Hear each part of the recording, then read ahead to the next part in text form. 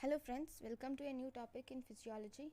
So we are going to learn about first physiology of respiratory system. So in this we will learn about important points. Okay, airway.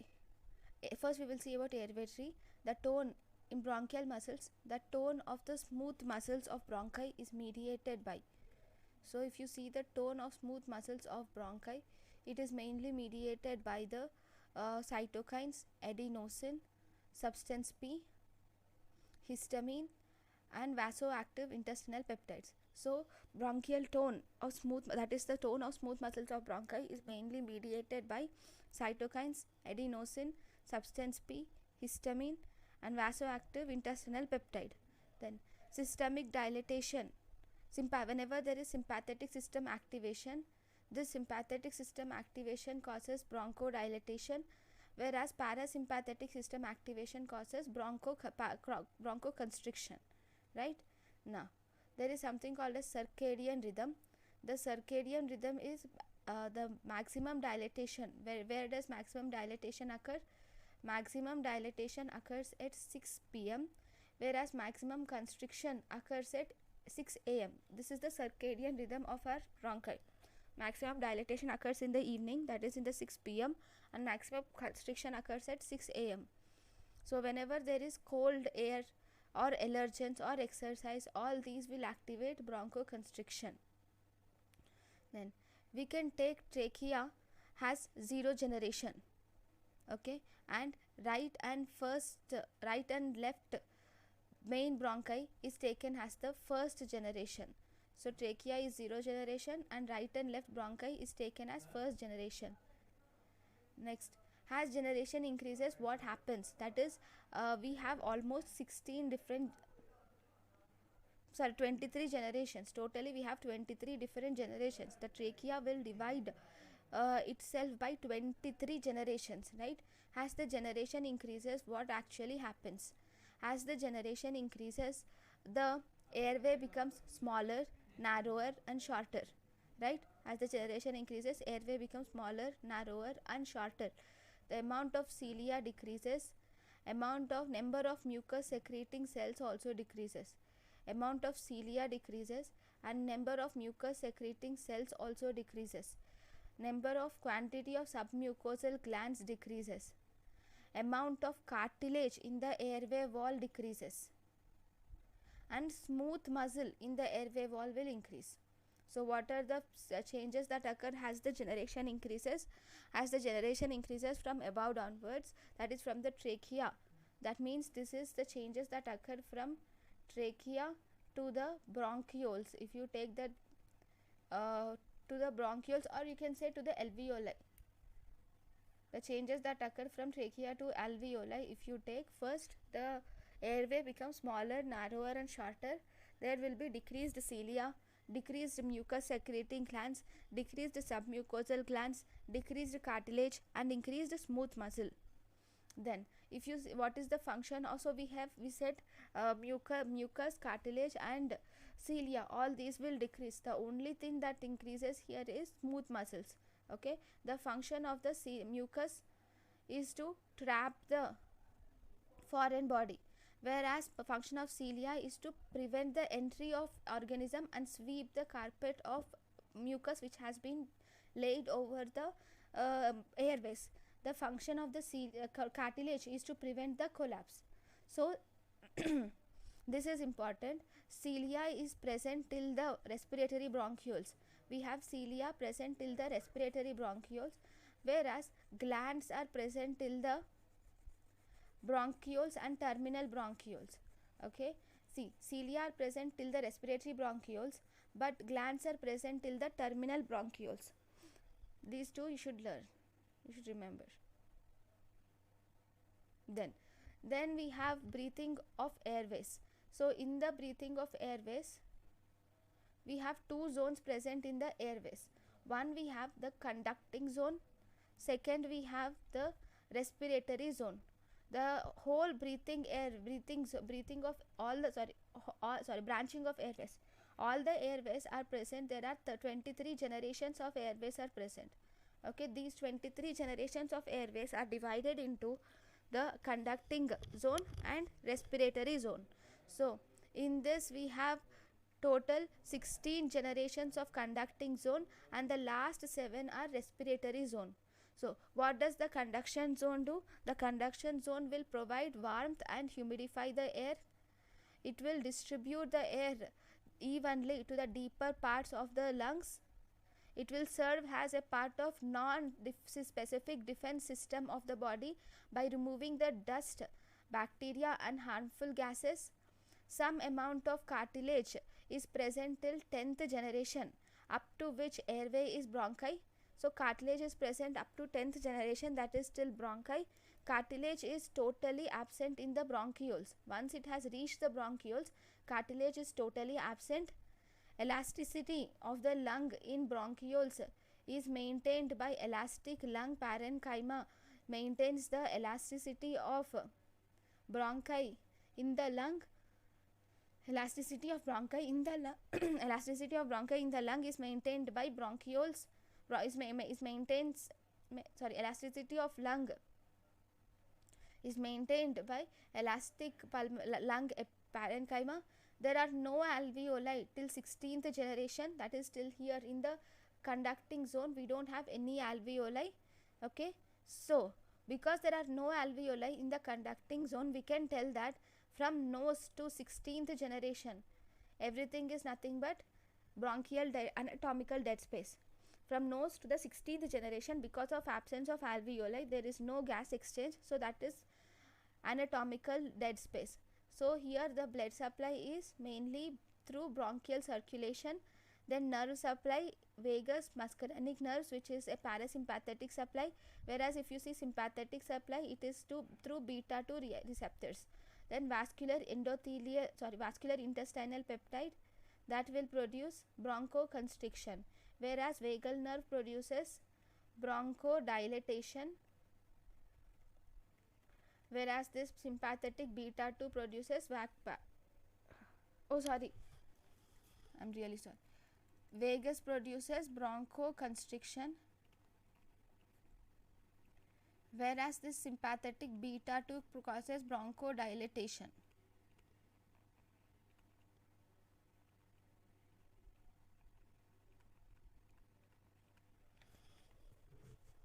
Then that is about the conducting zone of the lung. Then we have respiratory zone of the lung. Respiratory zone of the lung is 7th to 9th last 7 generations. Last 7 generations mainly include 17th to 19th respiratory bronchioles. So these include 17th to 19th respiratory bronchioles, 2022 that is alveolar duct, 23 is alveolar sac. So last 7 generations include 17th to 19th generation are respiratory bronchioles, 20 and 22nd generation is alveolar duct, 23rd generation is alveolar sac. In this respiratory zone, the blood supply is mainly by pulmonary circulation. So if you see the main difference, in conducting zone the blood supply is by bronchial circulation, whereas here the blood supply is by pulmonary circulation.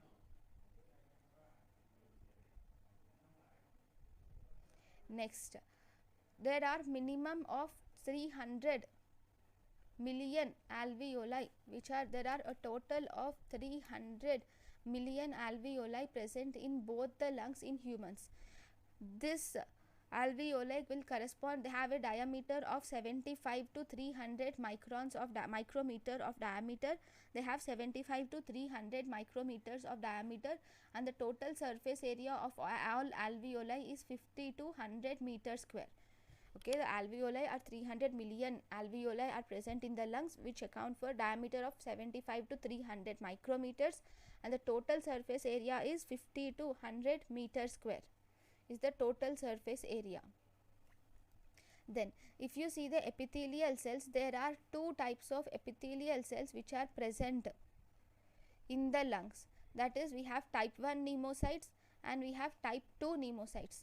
Type 1 pneumocytes occupy 95% of epithelial surface area of alveoli, whereas type 2 pneumocytes will produce surfactants. In the alveoli, there are some cells called as which are called as pulmonary alveolar macrophages. Okay, these pulmonary alveolar macrophages are mainly involved in phagocytosis. Then we have mast cells. These mast cells will produce histamine and heparin, and they contribute to local allergy. Okay, so in the alveoli there are pulmonary alveolar macrophages for phagocytosis. There are mast cells are also present which will produce histamine and heparin. This histamine is responsible for bronchoconstriction and allergic manifestations. Now, what is the main function of the respiratory system? The functions of the respiratory system are to provide respiratory function, right? In respiratory function, it is simple, it is helpful for gas exchange. Then there is non-respiratory function also. What does non-respiratory function, what are the non-respiratory functions of the respiratory system? So one, we have, they act as a left ventricular reserve. Due to high compliance, they can accommodate large amount of blood, almost 0.5 liters of blood they can accommodate at a time. So as a result, they function as left ventricular reserve.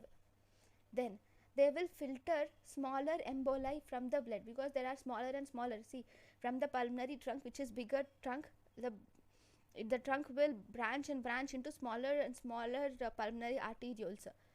Similarly, bronchial arterioles. So it will filter small emboli present in the blood. It has biochemical function also. The lung will remove prostaglandins E, prostaglandin E2, prostaglandin F2 alpha, and leukotrienes, which can cause bronchoconstriction. So because it will remove these things, so there will be function of bronchodilation. Then it is obviously helpful in olfaction, right? Because olfactory nerves present in the nose, it is helpful in olfaction. 1 minute. This is the picture of the alveoli. This is the cell which is type 1 pneumocyte, and the smaller cell is type 2 pneumocyte. So type 1 pneumocyte are squamous and thin cells, and they account for 95% of surface area, and they are involved in gas exchange, whereas type 2 pneumocytes are granular and they are roughly cuboidal. You can see that almost cuboidal, and they occupy 5% of alveolar surface area, and they will secrete surfactant. So they occupy 5% of alveolar surface area, and they will secrete pulmonary surfactant. Then if you see, this is respiratory system is also helpful in processing and filtering of inhaled air. Okay, then respiratory system also has endocrine function. What endocrine function does it have? It produces acetylcholine esterase. That means here the endothelium of pulmonary blood vessels secrete angiotensin converting enzyme. So this angiotensin converting enzyme will convert angiotensin 1 and to angiotensin 2, and thus we have actions of angiotensin 2. See, this angiotensin 2 will activate aldosterone. This angiotensin 2 also causes vasoconstriction. Okay, so the endothelium of pulmonary blood vessels will secrete angiotensin converting enzyme. This is the pulmonary blood vessel, the endothelium. This will produce angiotensin converting enzyme. Then it also secretes prostaglandins also. The next function is, we have defense function with alveolar macrophages. Okay, pulmonary alveolar macrophages function has defense function. That means if the particles are less than 2 centimeters, they are phagocytosed by the alveolar macrophages. If they are less than 2 microns, then they are phagocytosed by alveolar macrophages. If they are 2 to 10 microns, then they are removed by conducting airways. Okay, all the conducting airways will remove it. If the particle is around 2 to 10 micrometers. Okay, then IgA is present in the bronchial secretions, and it is resistant. IgA, which is present in the bronchial secretions, it is resistant to infection, and it also maintains the integrity of mucus lining the respiratory tract. So it is resistant to infection, and it can maintain the integrity of mucus lining the epithelial cells. Then this also has metabolic function, that is surfactant stimulation synthesis, and this surfactant will provide proper surface area for the lung. It will also have clot, lyses the clot. It has local fibrinolytic system which will help in lysis of the clot. There is it also releases some chemicals like histamine, prostaglandins and kallikrein are also released. So these actions are seen, okay. Whereas it removes certain prostaglandins, bradykinin, adenosine, serotonin, acetylcholine, norepinephrine from blood. It releases histamine, prostaglandin and kallikrein, whereas it removes prostaglandin, bradykinin, adenosine, serotonin, acetylcholine, norepinephrine from blood. It also has speech functions and it is used for administrating inhalational anesthetics. So these are the different functions of the airways, which include processing and filtering of air, angiotensin converting enzyme synthesis from endothelium and pulmonary blood vessels, pulmonary alveolar macrophages activation. If the particle size is less than 2 micrometers, phagocytosis occurs. If the particle size is between 2 to 10 micrometers, it is removed by conducting airways. IgA causes resistance to infection. Release of these surfactant, lysings of clot releases histamine, prostaglandins and kallikrein, removes bradykinin, for prostaglandins, adenosine, serotonin, acetylcholine, norepinephrine from blood. It helps in speech and also it helps in inhalational anesthetics. So these are the functions of respiratory system.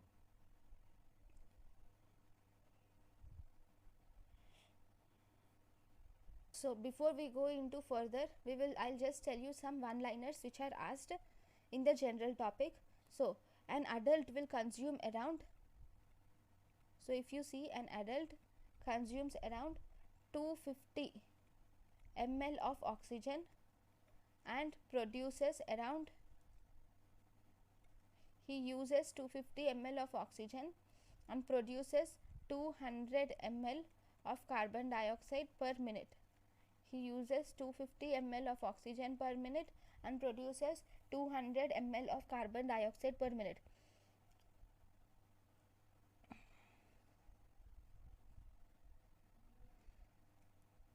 Then this is about the important things, okay. Next we will see about the mechanics of breathing. So first what happens in inspiration, we will see. The sequences that occur in inspiration are, first there will be contraction of the diaphragm, okay. After contraction of the diaphragm, there is expansion of thoracic cage. In the sequences of inspiration, what actually happens is, first there is contraction of diaphragm. So if you see, this is the lungs, this is the diaphragm, okay. First there will be contraction of this diaphragm. So this contraction of this diaphragm will downwards, okay. As a result, this will expand the thoracic cage. The thoracic cage is expanded, okay.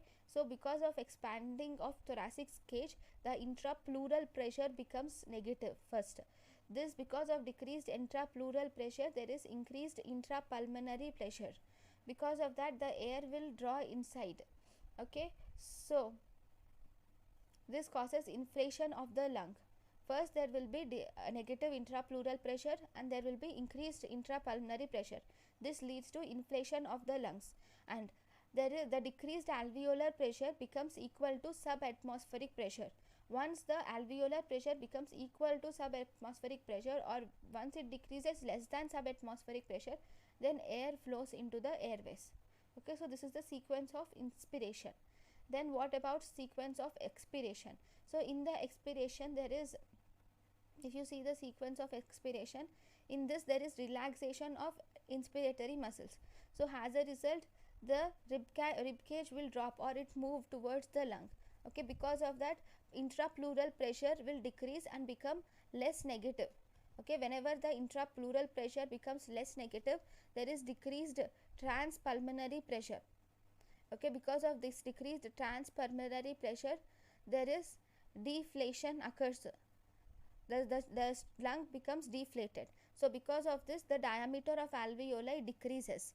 So when the alveolar diameter decreases, then the alveolar pressure will be greater than atmospheric pressure. Now because of alveolar pressure being greater than atmospheric pressure, air is pushed outside. Okay, this pushing of air outside is continuous until the alveolar pressure is equal to the atmospheric pressure. Until alveolar pressure becomes equal to atmospheric pressure, this process will continue. So this is the sequence that occurs in inspiration.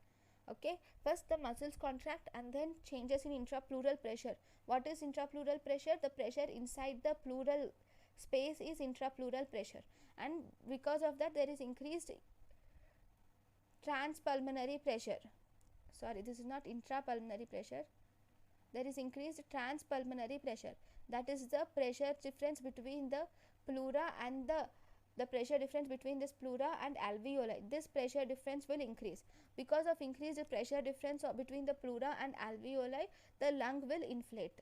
Okay, and because of that there will be decreased alveolar pressure, which becomes subatmospheric. Thus air flows into the airways and lungs. Similarly, expiration.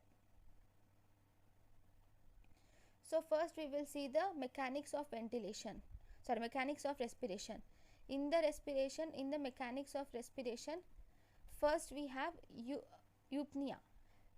Okay, what is eupnea? Eupnea is rhythmic breathing that occurs at rest is called as eupnea. So we have two processes. One, we have inspiration, and second, we have expiration. If you see, inspiration is an active process, expiration is a passive process. So inspiration occurs with the contraction of muscles, expiration occurs due to the recoil of the lung. Then the normal respiratory rate is 12 to 19 beats per minute. Then the tidal air is 500 milliliters. And there is what is pulmonary ventilation. Pulmonary ventilation is 3 to 6 liters of air is breathed in and out of lungs per minute, which is called as pulmonary ventilation. So if you see, we have respiratory rate is 12 to 19 beats per minute, tidal volume is 500 ml, and 6 to 7 liters per minute of air is breathed in and out of lungs. Okay, so these are one liners which were asked. Then what is the mechanism of respiration? The mechanism of respiration, we have divided them respiration or mechanism of respiration into two types. One, rib movements are present. Second, we have diaphragmatic movements. Okay, in the mechanics of ventilation, we have movements of the ribs and movements of the diaphragm. So if you see movements of the ribs, first we will see movements of the ribs. In movements of the ribs, we have, it is the movement of the rib depends upon the type of respiration. So when we do the quiet respiration, just think that you are taking quiet respiration, you are not putting any effort in your breathing. Then the first pair of ribs will move very little. If you put very less efforts in your breathing, then the first pair of ribs which are present, they move but they move very little. Okay, then if you are doing hyperpnea, so what is hyperpnea? Increased respiratory effort. Okay, with increased respiratory effort and increased respiratory rate, if you take your breath, then the same first ribs will increase the anterior-posterior diameter of the thorax. So mostly the first rib act only and only when there is increased respiration. Okay, then the other ribs from second to sixth ribs, during normal respiration, there is something called as pump handle movement, in which these ribs are involved. So pump handle movements is from second to sixth ribs. These second to sixth rib will slope downward and forward. These will slope obliquely downward and forward. They will move upward also to assume a horizontal position. So they move upward so that they form a horizontal position. Then because of causing a horizontal position, their anterior-posterior diameter of the chest will increase, and in the middle there is also increase in transverse diameter. So they will increase both the anterior-posterior and transverse diameter. From second to sixth rib, they move upwards in such a way that they assume the horizontal position and thus increase the anterior-posterior diameter and increase the transverse diameter. Then from 7th to 8th ribs, 10th ribs, if you see 7th to 10th ribs, They swing outwards and upwards and only increase the transverse diameter. Okay, I'll just show you the pump handle movement. So this is the picture of the ribs here showing pump handle movement. I'll just zoom in for proper visualization. So here if you see, this ribs are moving upwards and anteriorly. Because the ribs are moving upwards and anteriorly like this, the ribs which are sloping are now becoming horizontal. Okay, so it is like a pump handle, right? So this will increase the anterior-posterior diameter and also the longitudinal, anterior-posterior and transverse diameter. It will increase both anterior-posterior. So here like this we have this is the sternum, you think here this is anterior-posterior diameter, this is transverse diameter. So this will increase both anterior-posterior and transverse diameter of the thorax. Okay, so this is pump handle movement which occurs.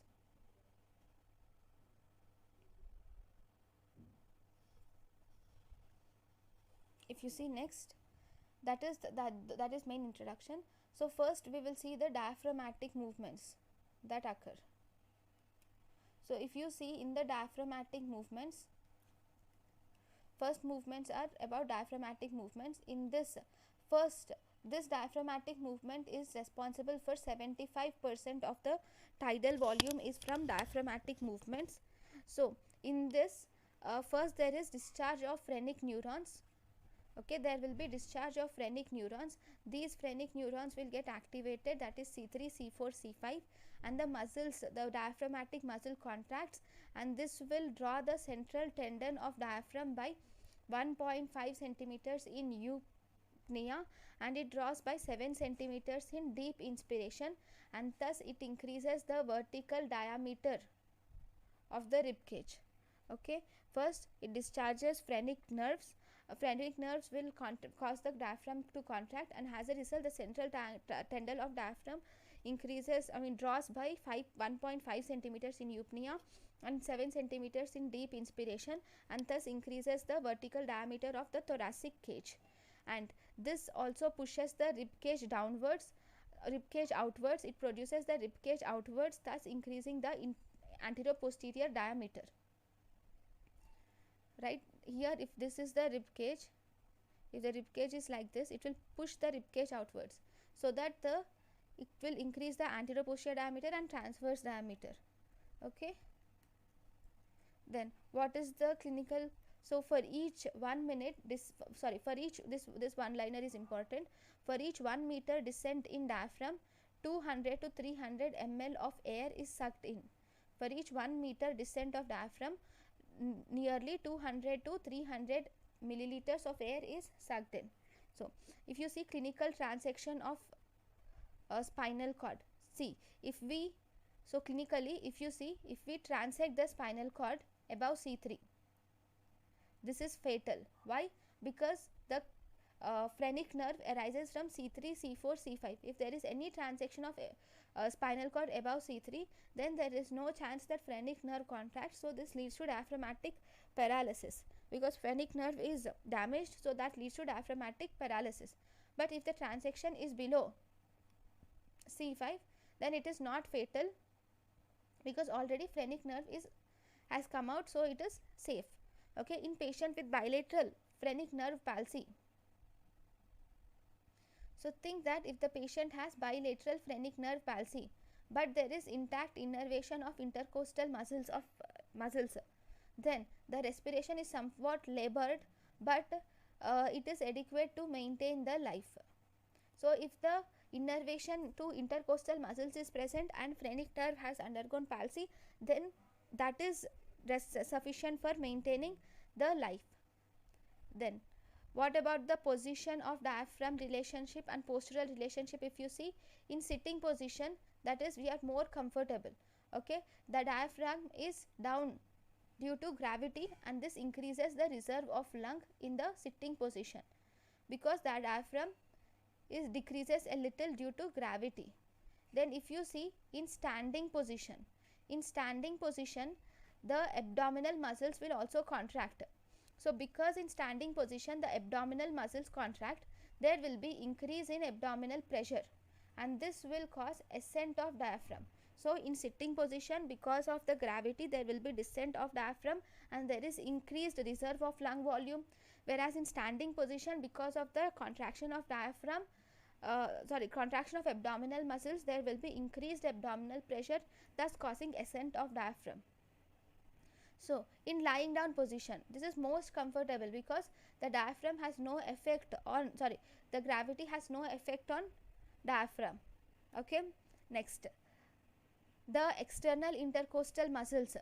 The external intercostal muscles will function as pump handle and bucket handle movements. Okay, now I have told you the pump handle movement, I'll even tell you the bucket handle movement, just a minute. Then what about the accessory muscles of inspiration? Accessory muscles of inspiration, normally in normal state when we are sitting, there is no usage of accessory muscles. These accessory muscles will only occur whenever there is deep inspiration. In deep respiration, accessory muscles action will take place. So the accessory muscles mainly include, we have scalene muscles. Accessory muscles are scalenii muscles, sternocleidomastoid, okay, and we have intrinsic muscles of larynx and neck and back muscles. Even in the scalene muscles, the main muscle which is involved even in scalene is anterior scalene muscle, is the one which is mostly involved. Okay, we have anterior scalene muscles, sternocleidomastoid, and sometimes intrinsic muscles of larynx, back and neck muscles are also involved in inspiration. Then we will see mechanism of expiration.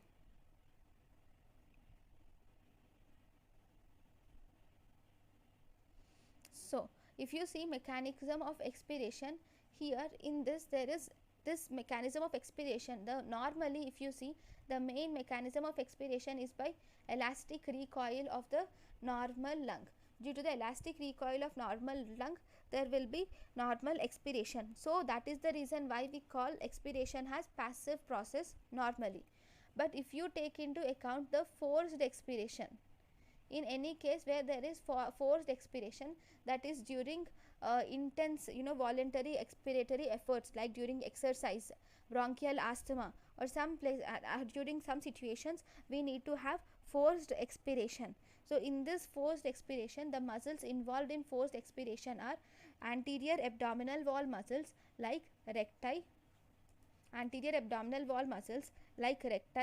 transverse abdominis muscle, internal oblique muscles, and external oblique muscles are the muscles which are the abdominal muscles which are involved in respiration. Okay, in the respiration, the muscles like in the forced expiration, recti, transversus abdominis, internal oblique and external oblique muscles are involved in expiration, which are anterior abdominal muscles. See, it's simple. When the abdominal pressure increases, whenever there is increase in intra-abdominal pressure, whenever these muscles contract, these muscles will increase the intra-abdominal pressure. So this draws the lower ribs downwards and medially, and thus pushes the diaphragm upwards. Now because of the pushing of diaphragm upwards, this will lead to expiration. So these muscles are important, like recti, transversus abdominis, internal oblique and external oblique abdominal muscles. Then we also have the actions of intercostal muscles. The intercostal muscles, mainly the internal intercostal muscles. When this internal intercostal muscles contract, so these internal intercostal muscles will pull the upper ribs downwards. They will pull the upper part of ribs downwards, and thus they help in they acquire the position as seen at the end of expiration. Okay, so they will push the upper ribs downwards.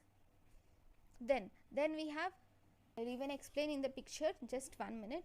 And then we have next to a group of muscles which are called as accessory muscles of expiration. We also have some accessory muscles of expiration. When these accessory muscles of expiration contract, these will prevent the entry of food into the trachea. They will prevent the entry of food into the trachea, and thus they will cause expiration. So these are mainly So so those are accessory muscles of expiration.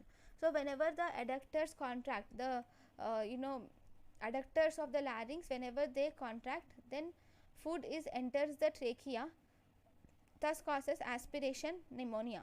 When the adductors are paralyzed, see, it's simple, this is the laryngeal hole. Okay, just think that this is the laryngeal holes, these are the vocal cords. Okay, normally when these vocal cords will be in normal position. Okay, but when the adductors are paralyzed, so while eating, when we actually try to eat, the adductors will close the laryngeal opening like this. Okay, this closure of laryngeal opening occurs with the action of these adductors. But if the adductors are paralyzed, in situations where adductors are paralyzed, there is no, the uh, vocal cords cannot move medially, so as a result they will lie in lateral position. Okay, so as a result, when we eat the food, normally the adductors have to close the vocal cords so that to prevent aspiration pneumonia. But here, because of opening, this will lead to entry of food directly, thus leading to aspiration pneumonia and edema. Okay, so I'll just explain the things that have happened here with the help of a diagram.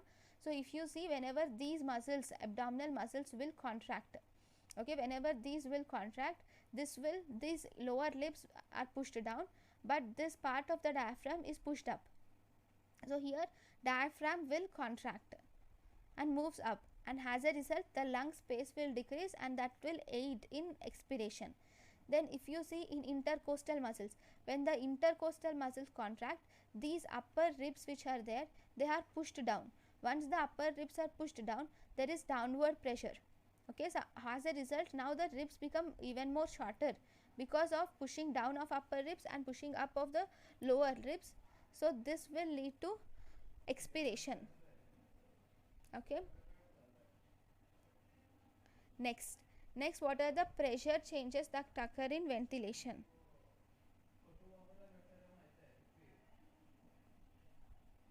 Then what are the pressure changes that occur in, first we will see the pressure changes during ventilation. So in the pressure changes during ventilation, then we have to see the pressure changes that occur in ventilation. So first we have intra-alveolar pressure or intrapulmonary pressure. We have something called as intra-alveolar or intrapulmonary pressure. Okay, so in the intra-alveolar pressure, first this is the pressure which is seen in the alveoli, inside the alveoli. As the name says, this is the pressure which is present inside the alveoli. So the pressure expansion of lung is naturally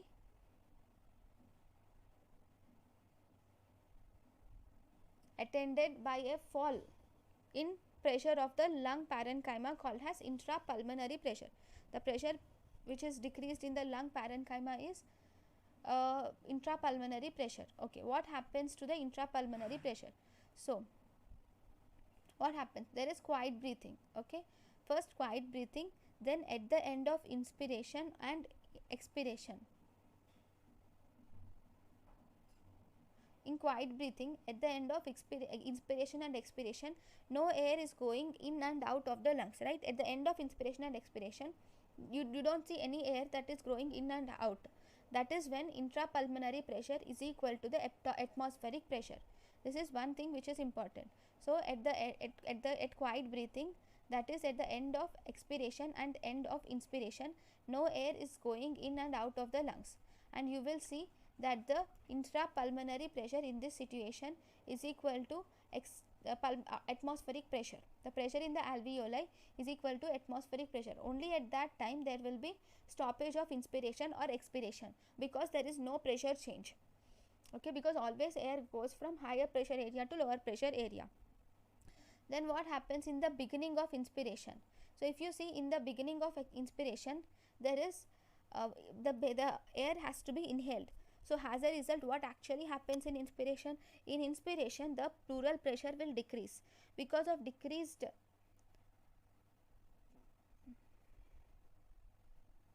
because of the inspiration, the pleural pressure will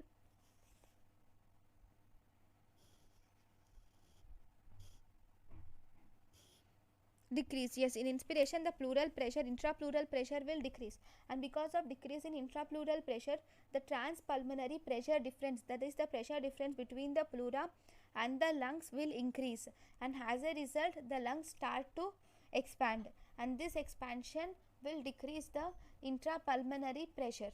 Because of decreased intrapulmonary pressure, there is the intrapulmonary pressure is less than the alveolar pressure, and as a result easily the air enters the alveoli.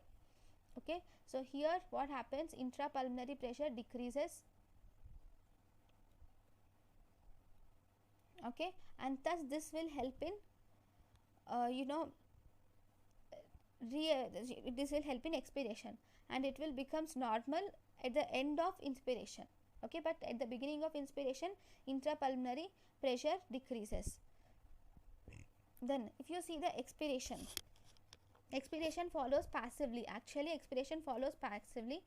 In expiration there is elastic recoil of the lung, and because of this elastic recoil of the lung, intrapulmonary pressure will decrease. Intrapulmonary pressure to decreases. Sorry, because of elastic recoil of the lung, it increases the intrapulmonary pressure.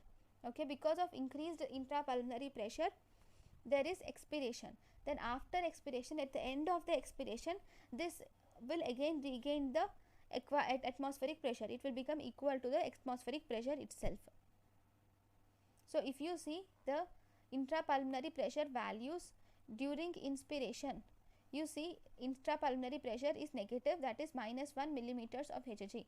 Here we are taking atmospheric pressure has 0 millimeters of Hg.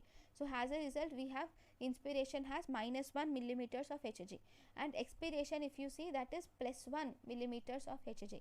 So as a result there is more pressure during expiration, so the air easily goes from higher pressure in the lungs to the atmosphere. Okay, then what are the factors which are affecting this inspiration and expiration? So if you see the factors, we have Valsalva maneuver. So in Valsalva maneuver, the Valsalva maneuver is forced expiration against closed glottis. Valsalva maneuver is forced expiration against closed glottis, is called as Valsalva maneuver. In this Valsalva maneuver we have positive intrapulmonary pressure, and this positive intrapulmonary pressure is almost more than or equal to 100 millimeters of Hg. Here you will see positive intrapulmonary pressure which is almost equal to more than or equal to 100 millimeters of Hg. Then we have Muller's maneuver. In Muller's maneuver, this is forced inspiration against closed glottis. Here Valsalva is forced expiration against closed glottis, whereas Muller's is forced inspiration against closed glottis. This Muller's maneuver will decrease the intrapulmonary pressure to less than 80 millimeters of Hg below the atmospheric value, that is it decreases to almost -80. It is below the atmospheric value, it decreases less than 80, so it makes around less than -80 millimeters of Hg. If we take arbitrarily atmospheric pressure has 0, then it decreases 80 millimeters less than the atmospheric value. That means this intrapleural pressure will be less than -80 millimeters of Hg. Right, next. Then after Muller's maneuver, then the next that is for intra-alveolar pressure. Then if you see, we also have intrapleural pressure. In intrapleural pressure is the pressure of the intrapleural pressure, or also called as intrathoracic pressure. Okay, in this is the pressure in the pleura. So we have the lungs which are lined by the pleura, parietal pleura and visceral pleura. Parietal pleura is lining the thoracic cage, whereas visceral pleura is lining the lung. So whenever there is increased intrapleural pressure is the pressure which is exerted by both parietal and visceral pleura. Okay, that is intrapleural pressure. Actually there is no air, this is a negative space which is created between between the parietal pleura and visceral pleura. So this pressure is mostly always negative. Okay, so what happens at the end of expiration? Now the expiration has been done. Okay, at the end of expiration, the lungs the tendency of lungs to recoil from chest wall is just balanced by the tendency of lungs of chest wall in opposite direction. See, this lungs in the normal condition, when you take the lungs and put it outside, okay, the lungs will recoil inside, whereas the chest wall will recoil outside. Normally, when you take the lungs, separate the lungs and the thoracic cavity, then lungs will recoil towards the inside, that is, they will contract, whereas thoracic cavity expand. To prevent this this opposite forces, we have pleural fluid which is present in the pleural space, which will which will put the parietal pleura and visceral pleura always together. So as a result, whenever there is at the end of the expiration, normally at the end of expiration, the intra-alveolar pressure is equal to atmospheric pressure, right? Similarly, here the both these opposite forces, that is the tendency of lungs to recoil from chest wall inwards, whereas tendency of chest wall to recoil outwards, both these are just balanced. Okay, at the end of expiration, if this is A, this is B, then at the end of expiration, A is equal to B, right? And what does this happen? So this, whenever there is this equal forces, this will lead to development of slight subatmospheric pressure. That means almost there will be -2 millimeters of pressure, millimeters of Hg pressure will be present between the between the two pleural layers at the start of inspiration or at the end of expiration, and this is called as intrapleural pressure or intrathoracic pressure. Okay, so we can also tell that this intrapleural pressure, this negative intrapleural pressure, is directly proportional to the amount of thoracic expansion. This intrapleural pressure is directly proportional to the amount of thoracic expansion. So during expiration, the intrapleural pressure is, these values are very important. If you see during expiration, the intrapleural pressures will be -2.5 to -4 millimeters of Hg, that is approximately -5 centimeters of water. The during expiration, the intrapleural pressure is -2.5 to -4 millimeters of Hg, that is approximately -5 centimeters of water during expiration. Then during inspiration, if you see, it is -6 millimeters of Hg, that is equal to -8 centimeters of water. During inspiration, that will go to -6 millimeters of Hg, that is equal to -8 centimeters of water.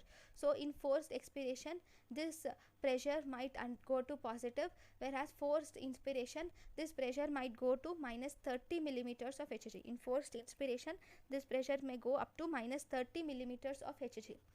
Then if there is quiet inspiration, what happens in quiet inspiration? During quiet inspiration, the lungs are pulled into more expanded position. So this causes the intrapleural pressure to decrease by around -6 millimeters of Hg. During end of inspiration, there is all gas has been entered. So now the lung recoil begins to pull the chest wall back into the expiratory position. It will start to pull the chest wall back into the expiratory position. Then at the end of expiration, if you see, the elastic recoil of the lungs and chest wall will become equal. So as a result, this intrapleural pressure will return back to -2 millimeters of Hg.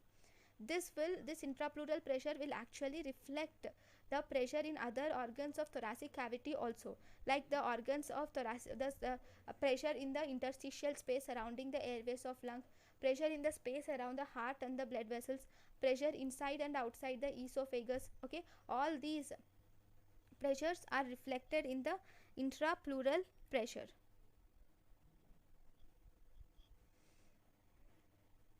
Then what are the factors affecting the intrapleural pressure?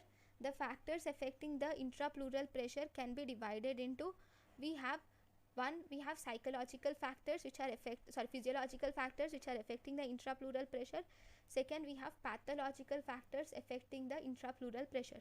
So if you see the physiological factors affecting the intrapleural pressure, so whenever there is deep inspiration, During deep inspiration, this intrapleural pressure decreases by 30 millimeters of Hg.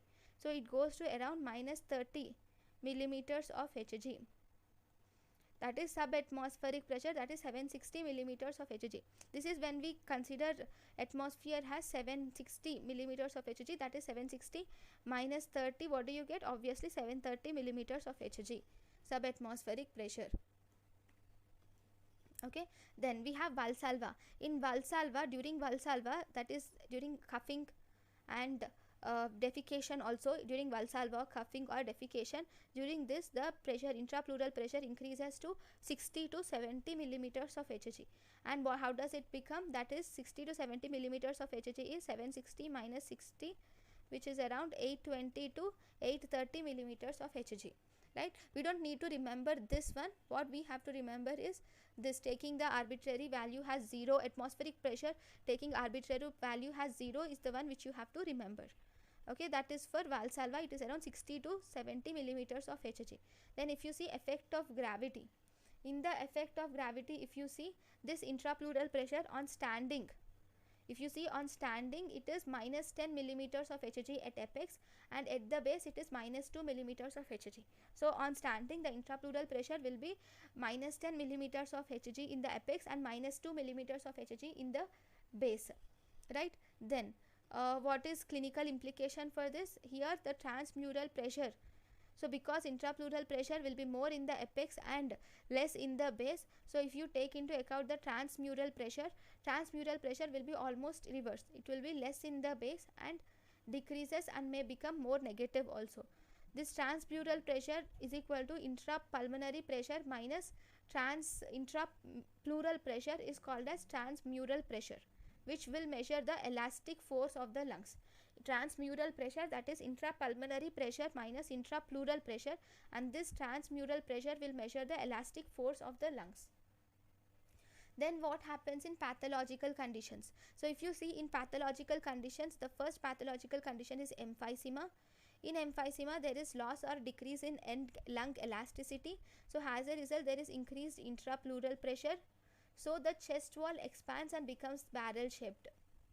Okay, whenever there is injury to the thoracic wall, then the air is seen between the two pleura, and this will lead to the presence of pneumothorax. Anyways, that is not important.